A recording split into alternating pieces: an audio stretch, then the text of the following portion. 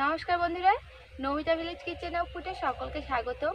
আজ আমি আপনাদের সঙ্গে শেয়ার করব সজনে ডাঁটার ভাজার রেসিপি। সজনে ডাঁটার ভাজা কিভাবে বানালে টেস্টি আর খেতে খুব সুন্দর হবে সেটাই কিন্তু আপনাদের সঙ্গে শেয়ার করব। আশা করছি এই রেসিপিটি আপনাদের ভালো লাগবে আর সম্পূর্ণ রেসিপিটি কিন্তু দেখবার অনুরোধ রইল। আর এখনও পর্যন্ত যদি আমার চ্যানেলটিকে সাবস্ক্রাইব করে না থাকেন তাহলে অবশ্যই বন্ধুরা চ্যানেলটিকে সাবস্ক্রাইব করে পাশে থাকবার অনুরোধ রইল। এবার রেসিপিটা আপনারা দেখে নিন। এখানে আমি সজনে ডাঁটা নিয়েছি, এগুলোকে প্রথমে আমি কেটে নেব।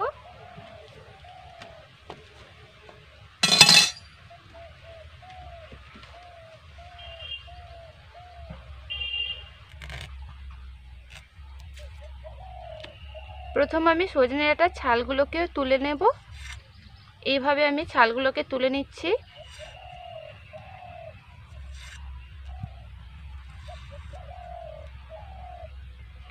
এবার একটু বড় বড় করে আমি কেটে নেব।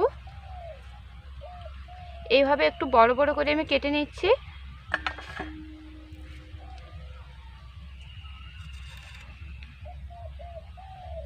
সজনে ডাঁটার উপরের ছালটা তুলে দিলে খেতে কিন্তু খুব ভালো লাগে, তার জন্য আমি ছালটাকে তুলে নিচ্ছি।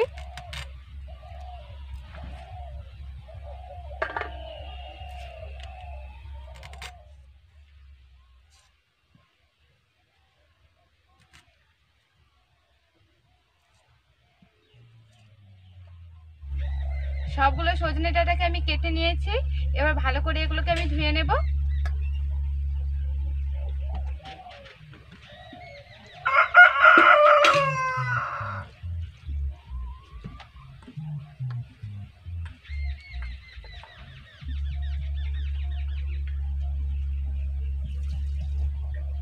সজনে ডাঁটাগুলোকে আমি ভালো করে ধুয়ে নিয়েছি।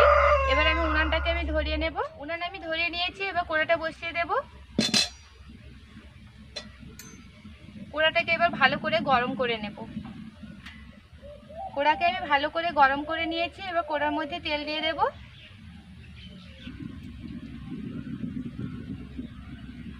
কড়ার মধ্যে আমি সাদা তেল দিয়ে দিয়েছি। তেলটাকে ভালো করে গরম করে নেব।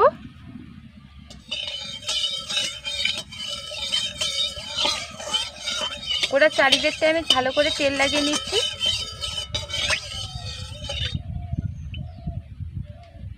তেলটা কিন্তু ভালো করে গরম হয়ে গেছে। এবার কেটে রাখা সজনে ডাঁটাগুলোকে আমি দিয়ে দেব।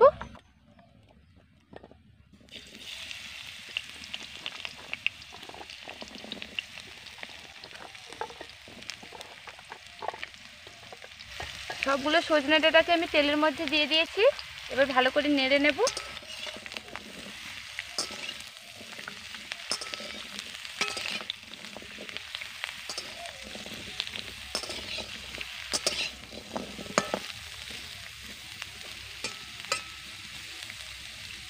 এখন কিন্তু সজনে ডাঁটার মধ্যে কিছু দেব না, 2 মিনিট মতন ভেজে নেব।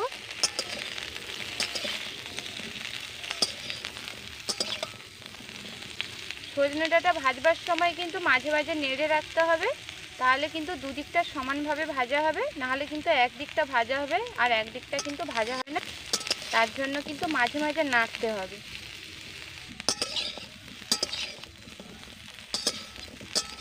সজনে ডাঁটাকে কিন্তু আমি 2 মিনিট মতন সময় ধরে ভেজে নিয়েছি। এবার সজনে ডাঁটার মধ্যে দিয়ে দিচ্ছি হলুদ গুঁড়ো। পরিমাণ মতন হলুদ গুঁড়ো দিয়ে দিলাম আর পরিমাণ মতন লবণ দিয়ে দিচ্ছি। লবণটা আপনারা আপনাদের স্বাদ মতন দেবেন। আর দিয়ে দিচ্ছি 1 চামচ রাই বাটা।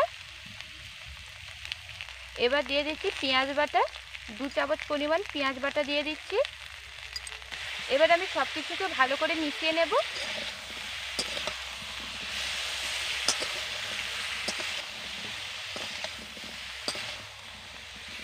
রাই বাটা আর পেঁয়াজ বাটা দেওয়ার কারণে কিন্তু সজনে ডাঁটার ভাজাটা খেতে কিন্তু খুবই সুন্দর হবে, তার জন্য আমি দিয়েছি। সব কিছু কিন্তু আমার মেশানো হয়ে গেছে। এবার এগুলোকে আমি ভালো করে ভেজে নেব।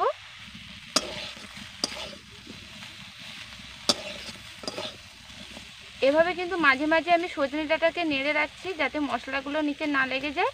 আর সজনে ডাঁটা কিন্তু অনেকটাই ভাজা হয়ে গেছে, আরও কিছুক্ষণ ভেজে নেব, তাহলে কিন্তু একদম ভালো হয়ে ভাজা হয়ে যাবে। সজনে ডাঁটা কিন্তু আমার ভাজা হয়ে গেছে, সজনে ডাঁটাগুলো কিন্তু সেদ্ধ হয়ে গেছে। এবার সজনে ডাঁটার মধ্যে আমি লঙ্কার গুঁড়ো দিয়ে দিচ্ছি। ঝালটা আপনারা আপনাদের স্বাদ মতন দেবেন। এবার ভালো করে মিশিয়ে নেব।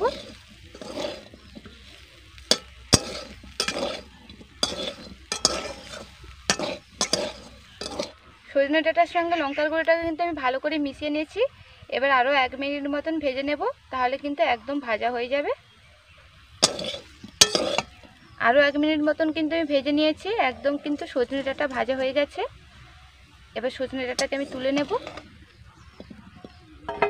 সজনে ডাঁটাকে এভাবে আমি ভেজে নিলাম, আর খেতে কিন্তু খুবই সুন্দর হয় এভাবে যদি বানান, আর বানানো কিন্তু খুবই সহজ। আর ভিডিওটি ভালো লাগলে অবশ্যই বন্ধুরা লাইক করবেন, আর কেমন লাগলে অবশ্যই কমেন্ট করে জানাবেন। আর নতুন নতুন রেসিপি পেতে অবশ্যই চ্যানেলটাকে সাবস্ক্রাইব করবেন। ফিরে আসছি আবার নতুন কোন রেসিপি নিয়ে। ততক্ষণ আপনারা সুস্থ থাকবেন, ভালো থাকবেন। ধন্যবাদ।